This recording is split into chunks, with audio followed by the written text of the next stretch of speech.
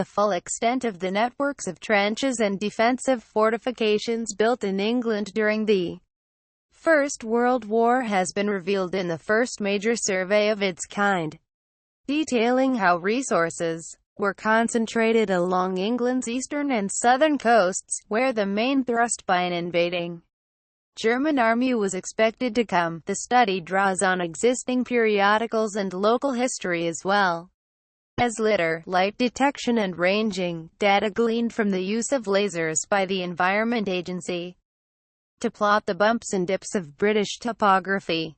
We are all very aware of the defense of Britain in the Second World War, but people don't tend to think that the same threat was there during the First World War, said Martin Brown, an archaeologist who led the research for government body Historic England. Every now and again you will find zigzags and deeps and hollows running across fields, for example, added Brown, who is principal archaeologist at WYG, an environmental planning consultancy. There are parts of the country where you find them by falling down them, because they may be buried under some scrub, and you would not make much of them if you didn't realize what they were. In places like Kent and elsewhere, they have been erased not just physically from the terrain, but also, in a way, from the memory.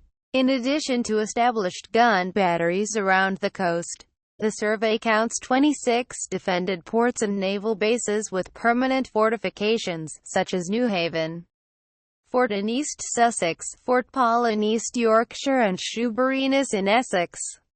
The strategic importance of the Humber estuary, with its proximity to the North Sea and potential vulnerability, as demonstrated by the German naval raids on the northeast coast in 1914, was recognized by the construction of batteries at Spurn and Kilnsea in East Yorkshire, supporting ports and bases. Other parts of the home defense network included trenches identified north of Browndown Camp, a Hampshire coastal fort, as the study notes, referring to its continuing use by the Army for amphibious assault training. The beach there is gently shelving shingle and perfect for landings, as demonstrated by continued 21st century exercises.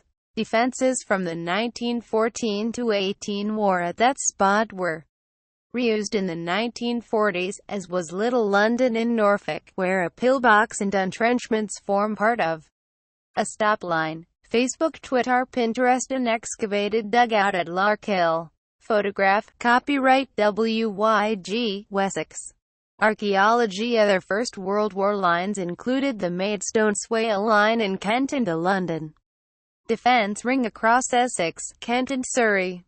More extensive trench networks in Kent joined existing defences around Chatham and connected them to so-called mobilisation centres along a line from Halling to Knockholt. These centres formed the basis of the London Defence Scheme, which had its origins in the 19th century.